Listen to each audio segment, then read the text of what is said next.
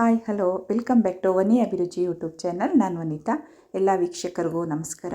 ಇವತ್ತು ನಾನು ಮನೇಲಿ ಒಂದು ಒಳ್ಳೆ ಐಸ್ ಕ್ರೀಮು, ಅದರಲ್ಲೂ ಮ್ಯಾಂಗೋ ಐಸ್ ಕ್ರೀಮ್ ಹೇಗೆ ಮಾಡೋದು ಅನ್ನೋದನ್ನು ತೋರಿಸ್ತಾ ಇದ್ದೀನಿ.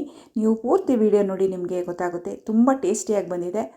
ನಿಮ್ಮೆಲ್ಲರಿಗೂ ಇಷ್ಟ ಆದರೆ ವನಿ ಅಭಿರುಚಿಗೆ ಲೈಕ್ ಮಾಡಿ, ಶೇರ್ ಮಾಡಿ, ಹಾಗೆ ಸಬ್ಸ್ಕ್ರೈಬ್ ಮಾಡಿ. ನೋಡಿ, ನಾನು ಮಾವಿನ ಹಣ್ಣು ಅಂದರೆ ಮ್ಯಾಂಗೋ ತೊಗೊಂಡಿದ್ದೀನಿ.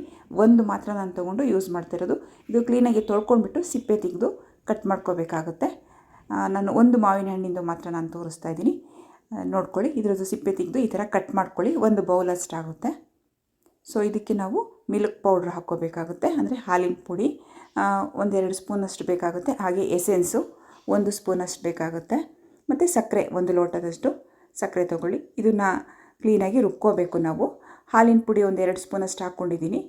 ನೋಡಿ, ಈ ಥರ ದೊಡ್ಡ ಬೌಲ್, ನಾನು 2 ದೊಡ್ಡ ಸ್ಪೂನು ಹಾಗೆಯೇ ಸಕ್ಕರೆ ಕೂಡ 1/4 ಲೋಟದಷ್ಟು ಕಾಫಿ ಲೋಟದಲ್ಲಿ ನಾನು ತೊಗೊಂಡಿದ್ದೀನಿ. ಎಸೆನ್ಸು 1 ಸ್ಪೂನಷ್ಟು ಹಾಕ್ಕೊಳ್ಳಿ. ನೋಡಿ, ಈ ಥರ ಹಾಕ್ಕೊಳ್ಳಿ. ಇದನ್ನೆಲ್ಲ ಹಾಕ್ಕೊಂಡು ನಾವು ರುಬ್ಕೋಬೇಕಾಗುತ್ತೆ. ಓಕೆ, ಈ ಥರ ರುಬ್ಕೋಬೇಕು. ನೋಡಿ, ತುಂಬ ನೈಸ್ಗೆ ರುಬ್ಕೊಳ್ಳಿ. ಆ್ಯಕ್ಚುಲಿ ಇದು ತುಂಬ ನೈಸ್ಗೆ ರುಬ್ಕೊಂಡ್ರೆ ತುಂಬ ಚೆನ್ನಾಗಿ ಬರುತ್ತೆ. ಹಾಗೆಯೇ ನಾನು ಮಿಲ್ಕ್ ಮೇಡ್ ಮಾಡಿದ್ದೆ ನೋಡಿ, ಹಿಂದಿನ ವೀಡಿಯೋದಲ್ಲಿ ನಾನು ಮಿಲ್ಕ್ ಮೇಡ್ ಮಾಡಿದ್ದೆಲ್ಲೋ ಆ ಒಂದು ಅರ್ಧ ಲೀಟ್ರಲ್ಲಿ ನಾನು ತೊಗೊಂಡು ಮಾಡಿದ್ದು, ಅದು ಪೂರ್ತಿ ಹಾಕ್ಕೊಂಡು ರುಬ್ಕೋಬೇಕಾಗುತ್ತೆ. ಈಗ ಹಾಗೆಯೇ ಹಾಲು ತೊಗೊಳ್ಳಿ. ಹಾಲು ಕೂಡ 1 ಲೋಟದಷ್ಟು ತೊಗೊಂಡಿದ್ದೀನಿ ನಾನು. ಅದನ್ನು ಕೂಡ ಹಾಕ್ಕೊಂಡು ರುಬ್ಕೋಬೇಕು. ನೋಡಿ, ಈ ಥರ ಇವಾಗ ನಾವು ಮಿಕ್ಸಿ ಮಾಡ್ಕೊಂಡಿದ್ದಾಗಿದೆ. ತುಂಬ ನೈಸಿಗೆ ಬಂದಿದೆ. ನೋಡಿ, ಈ ಥರ ತುಂಬ ನೈಸ್ ಇರಬೇಕು. ಈ ಥರ ಆದ್ರೇ ಚೆನ್ನಾಗಿ ಬರೋದು. ಇವಾಗ ನಾವು ಒಂದು ಬೌಲ್ ತೊಗೊಂಡು ಐಸ್ ಕ್ರೀಮ್ ಮಾಡೋ ಅಂಥ ಒಂದು ಬೌಲ್ ತೊಗೊಳ್ಳಿ. ಅದಕ್ಕೆ ನಾವು ಹಾಕ್ಕೊಳ್ಳೋಣ. ಇದು ಫ್ರಿಜ್ಜಲ್ಲಿ ಇಡಬೇಕಾಗುತ್ತೆ. ಕಂಟೈನರಲ್ಲಿ ನೀವು ಇಟ್ಕೊಳ್ಳಿ, ಏರ್ ಹೋಗಬಾರ್ದು. ತುಂಬ ಟೈಟಾಗಿ ಫ್ರಿಜ್ಜಲ್ಲಿ ಇಟ್ಕೊಳ್ಳಿ. ಹಾಗೆಯೇ ಇನ್ನೂ ಸ್ವಲ್ಪ ಉಳಿದಿತ್ತು, ಅದನ್ನು ನಾನು ಐಸ್ ಕ್ರೀಮ್ ಮಾಡೋಣ ಅಂತ, ಅಂದರೆ ಐಸ್ ಕ್ಯಾಂಡಿ ಮಾಡೋಣ ಅಂತ ಯೂಸ್ ಮಾಡ್ತಾಯಿದ್ದೀನಿ. ನೋಡಿ, ಐಸ್ ಕ್ಯಾಂಡಿ ಒಂದು ಈ ಥರ ಮೋಲ್ಡ್ ಇತ್ತು, ಅದರಲ್ಲಿ ಕೂಡ ನಾನು ಹಾಕ್ಕೊತಾ ಇದ್ದೀನಿ. ನೀವು ಲೋಟದಲ್ಲಿ ಕೂಡ ಮಾಡ್ಕೊಬೋದು, ಕಪ್ಗಳಲ್ಲಿ ಕೂಡ ಮಾಡಿಕೊಂಡು ಐಸ್ ಕ್ಯಾಂಡಿ ಮಾಡ್ಕೊಳ್ಳಿ. ತುಂಬ ಚೆನ್ನಾಗಿ ಬರುತ್ತೆ. ಒಂದು 5-6 ಗಂಟೆ ಫ್ರಿಜ್ಜಲ್ಲಿ ಇಡಬೇಕು. ಇಲ್ಲಾಂದರೆ ಒಂದು ದಿನ ಪೂರ್ತಿ ಫ್ರಿಜ್ಜಲ್ಲಿ ಇಟ್ಟರೆ ಚೆನ್ನಾಗಿ ಬರುತ್ತೆ. ನೋಡಿ, ಇವಾಗ ನಾನು ಫ್ರಿಜ್ಜಿಂದ ತೆಗೆದಿದ್ದೀನಿ. ಒಂದು ದಿವಸ ಆಗಿದೆ. ಇದು ಒಂದು 5 ನಿಮಿಷ ಬಿಟ್ಟು ಇದು ಓಪನ್ ಮಾಡ್ಕೊಳ್ಳಿ. ನೋಡಿ, ಎಷ್ಟು ಚೆನ್ನಾಗಿ ಬಂದಿದೆ ಅಲ್ವಾ ಮ್ಯಾಂಗೋ ಐಸ್ ಕ್ರೀಮ್. ತುಂಬ ಚೆನ್ನಾಗಿದೆ. ಆ್ಯಕ್ಚುಲಿ ತುಂಬ ಟೇಸ್ಟಿಯಾಗಿ ಕೂಡ ಬಂದಿದೆ.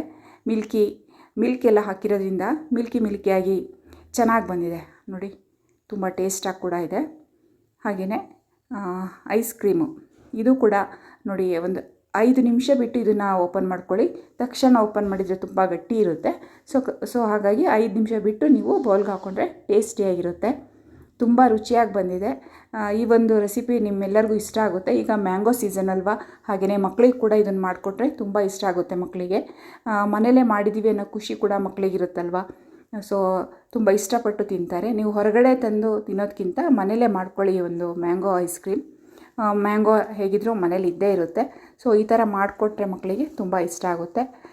ಇದು ನಾನು ಮಾಡಿರೋಂಥ ಈ ರೆಸಿಪಿ ನಿಮಗೆಲ್ಲ ಇಷ್ಟ ಆದರೆ ವನಿ ಅಭಿರುಚಿಗೆ ಲೈಕ್ ಮಾಡಿ, ಶೇರ್ ಮಾಡಿ, ಸಬ್ಸ್ಕ್ರೈಬ್ ಮಾಡೋದನ್ನು ಮರಿಬೇಡಿ. ಹಾಗೆಯೇ ನೋಡ್ತಾ ಇರಿ, ತುಂಬ ಚೆನ್ನಾಗಿ ಬಂದಿದೆ ಮ್ಯಾಂಗೋ ಐಸ್ ಕ್ರೀಮು.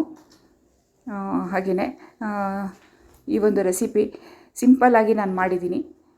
ಯಾಕೆಂದರೆ ಸಿಂಪಲ್, ಬರೀ ಒಂದು ಮಿಲ್ಕು, ಅದ್ರ ಜೊತೆಗೆ ಮಿಲ್ಕ್ ಮೇಡು ಮತ್ತು ಒಂದು ಮ್ಯಾಂಗೋ, ಸಕ್ಕರೆ ಇಷ್ಟೇ ಹಾಕಿ ಮಾಡಿರೋಂಥ ಒಂದು ಮ್ಯಾಂಗೋ ಐಸ್ ಕ್ರೀಮ್ ಮನೆಯಲ್ಲೇ ಮಾಡ್ಕೋಬೋದು.